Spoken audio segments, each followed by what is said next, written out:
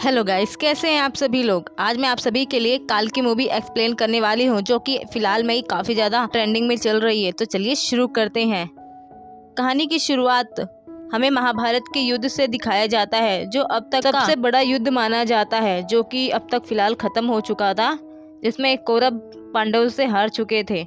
और इस युद्ध में सिर्फ अब अश्वत्थामा ही बचा था, जो गुस्से में आकर सीधे जाकर अर्जुन के बेटे अभिमन्यु की बीवी उत्तरा के पेट में पल रहे बच्चे पर ही सीधा ब्रह्मास्त्र छोड़ देता है, जिससे उस बच्चे की वहीं पर मौत हो जाती है। और जो जानने के बाद श्री कृष्ण जी बहुत ज़्यादा गुस्से में आ जाते हैं। जब उन्हें पता चलता है कि अश्वत्थामा ने ये कांड कर दिया, उसके बाद क्या था, वो गुस्से में आकर उसे एक श्राप दे देते हैं और उसकी जो माथे पे लगी मणि थी वो भी निकाल लेते हैं कि अब उसे कलयुग तक जिंदा रहना होगा और उसे सारे पाप और पुण्य देखने होंगे पूरी दुनिया के।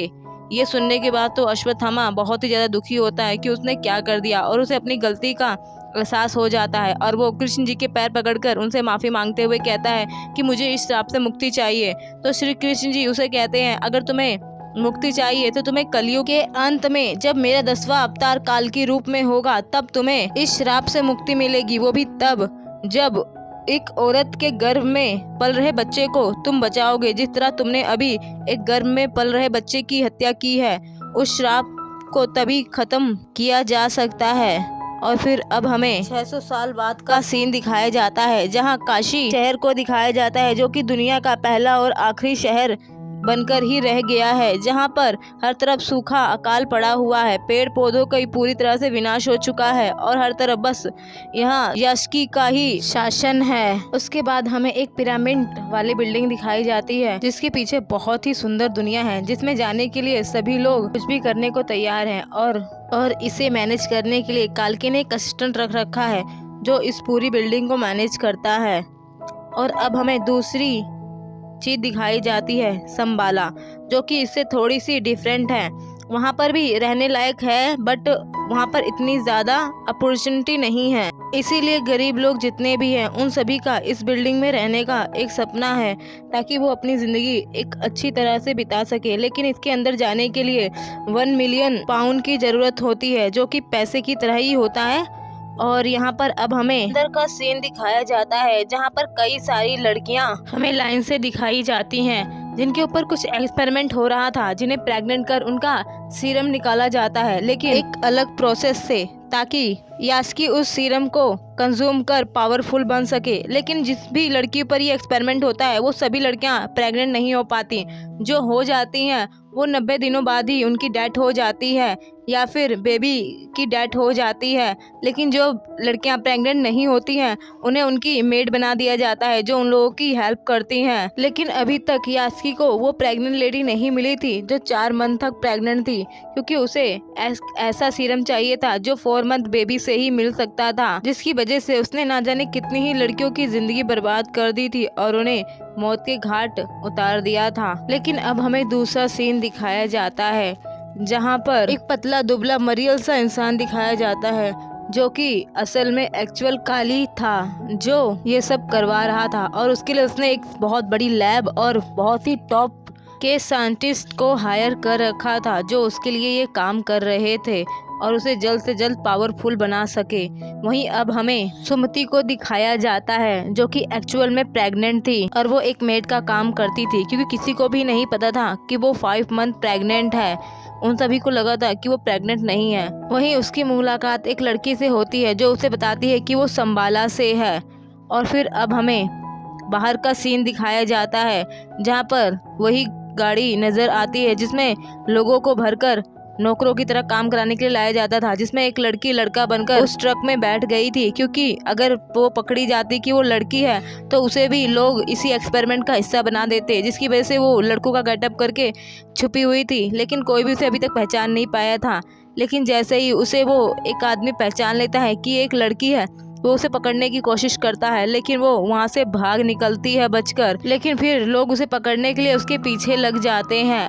वहीं अब हमें भैरवा को दिखाया जाता है, जिसने संबाला के एक जासूस को पकड़ा हुआ था, जो नॉर्मली यहाँ पर आया हुआ था यहाँ की इन्फॉर्मेशन इकट्ठा करने, ताकि वो जान सके कि यहाँ की क्या हालात हैं। लेकिन भैरवा उसे पकड़ लेता है क्योंकि उसे भी उस पिरामिड बिल्डिंग में जाना था जिसके सपने उसने ना जाने कब से देखे थे। लेकिन उसके पास 1 मिलियन पाउंड नहीं था, जिसकी वजह से वो अब तक बाहर ही था और ना ही उसकी कोई फैमिली थी, जिसकी वजह से वो अकेला ही रहता था और लोगों से कर्ज लेकर वो अपनी ज़िंदगी बिता रहा था। यहाँ तक कि उसने तो अपनी गर्लफ्रेंड तक को नहीं छोड़ा था इस मामले में। वहीं उसकी गर्लफ्रेंड आकर उसे बताती है कि उसे उस पिरामिड बिल्डिंग में नौकरी मिल चुकी है एक सर्वेंट की, जिसे सुन भैरवा उससे कहता है कि मुझे भी एक बार जाकर देखना है, जिसे सुन वो उसकी बात मान जाती है और एक पास के थ्रू वो उसे अंदर अपने साथ ले जाती है, जहाँ का नज़ारा देखकर तो भैरवा बहुत ही ज़्यादा खुश हो जाता है क्योंकि वहाँ पर हर तरफ हरियाली हरियाली, पानी, पत्ते, फूल, सब कुछ बहुत ही ज़्यादा सुंदर था, जिसे देखने के बाद तो भैरवा डिसाइड करता है कि अब वो वहीं पर अपनी ज़िंदगी बिताएगा। लेकिन फिर वहाँ के सोल्जर्स उसे पकड़कर बाहर कर देते हैं। वहीं अब हमें दूसरा सीन दिखाया जाता है जहाँ पर वो लड़की बचकर भाग निकलती है और वहीं पर अब हमें अश्वत्थामा को दिखाया जाता है जिन्हें अपनी मणि मिल चुकी थी, जिसके बाद उन्हें समझ में आ गया था कि अब भगवान धरती पर अवतार लेने वाले हैं। वहीं अब हमें फिर से उसी लैब का सीन दिखाया जाता है जहां पर सुमति पकड़ी जाती है और लोगों को पता चल जाता है कि वो 5 मंथ प्रेग्नेंट है, जिसकी वजह से उसे मशीन में डालकर वही उसका एसेस को कंज्यूम किया जाता है। लेकिन तभी वहाँ पर लाइट्स चली जाती हैं, जिसकी वजह से एक बूंद ही कंज्यूम हो पाता है। उसके बाद संबाला से आई हुई लड़की भी उसे पहचान जाती है और तुरंत उसकी मदद कर उसे वहाँ से बाहर निकालती है ताकि वो उसे बचा सके और भगवान का जन्म धरती पर हो सके। और वो इसमें कामयाब भी हो जाती है और अपने साथियों को भी बुला लेती है सुमति को बचाने के लिए। लेकिन अब इससे सभी सोल्जर्स सुमति के पीछे पड़ जाते हैं और वो उसका पीछा करते हैं। वहीं अश्वत्थामा की मणि भी उसके सर में लग चुकी थी और जो अब चमक रही थी और वो भी सुमति को बचाने के लिए निकल पड़ते हैं। और अब सुमति के ऊपर 5 मिलियन पाउंड्स की बोली लग जाती है कि जो भी कोई उस लड़की को लेकर आएगा उसे 5 मिलियन बॉन्स मिलेंगे, जिसे सुनकर भैरव भी खुश हो जाता है और वो सोचता है कि अगर मैंने उस लड़की को पकड़ लिया तो मुझे इस ज़िंदगी से मुक्ति मिल जाएगी। और फिर वो भी उसके पीछे पीछे लग जाता है। वहीं वो गाड़ी भी आ जाती है जो सुमति को लेने आई थी, जिसमें 3 लोग थे, जिसमें 2 लवर्स और एक उनका मुखिया था जो सुमति को अपने साथ ले जाने आए थे। सुमति भी उनके साथ चली जाती है, लेकिन तभी उसे पकड़ने के लिए सोल्जर्स आ जाते हैं और साथ ही भैरवा भी, क्योंकि उसे भी तो 5 मिलियन चाहिए थे ना सुमति को पकड़कर। और फिर वो लोग दोनों तरफ से फंस चुके थे, लेकिन तभी ऐन मौके पर अश्वत्थामा जी की एंट्री होती है और वो सभी को मार मार कर अपने डंडे से सबका भूत बना देते हैं और वो सुमति को बचाकर उसे वापस संबाला ले आते हैं, जहां पर लोग उसका स्वागत करते हैं और उसे देवी का नाम देते हुए कहते हैं कि आपने ही हमारे इस पूरी धरती को बचाना है। वहीं उस पेड़ के भी 2 कलियां निकल जाती हैं जो काफ़ी तक सूख गई थी, जिसे देख अब सब लोगों को यकीन हो जाता है कि देवी ही अब हमारे भगवान को जन्म देंगी जो हमारी पूरी दुनिया को बचाएंगी। वहीं अब आर्मी वाले भी वहां पर आ जाते हैं और वहां पर अपने लोगों को मरा हुआ देख पाते हैं और फिर तभी उनकी नज़र भैरव में पड़ती है जो उन लोगों को जिंदा मिलता है, तो वो उसको पकड़ लेते हैं कि तभी भैरव कहता है कि उस लड़की को सिर्फ मैं ही ला सकता हूँ, जिससे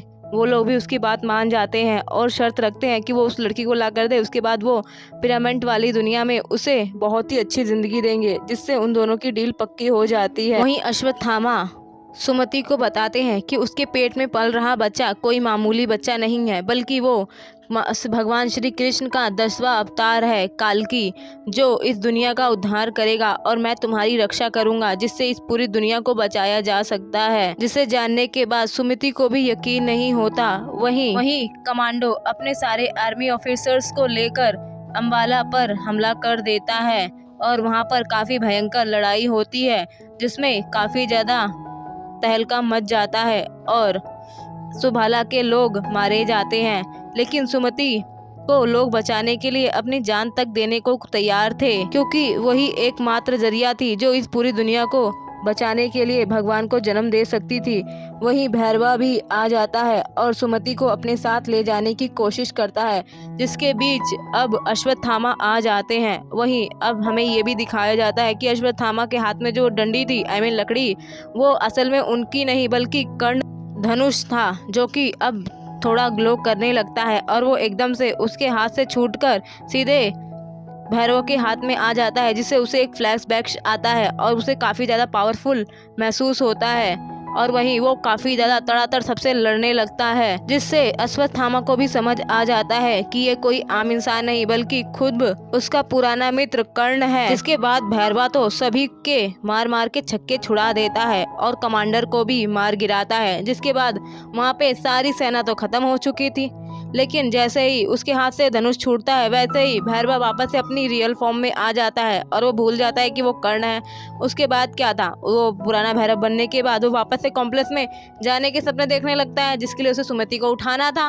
उसके बाद क्या, वो सुमति को अपने साथ उठाता है, अपने गाड़ी में बिठाता है और लेके उड़ जाता है। थामा भी उसका कुछ नहीं कर पाता और वो भी उसे रोकने में फेल हो जाता है। और अब हमें काली को दिखाया जाता है, जो कि अपनी जगह पर बैठा हुआ था और उसके पास वही वन ड्रॉप लाया जाता है जो कि सुमति से कंज्यूम किया गया था।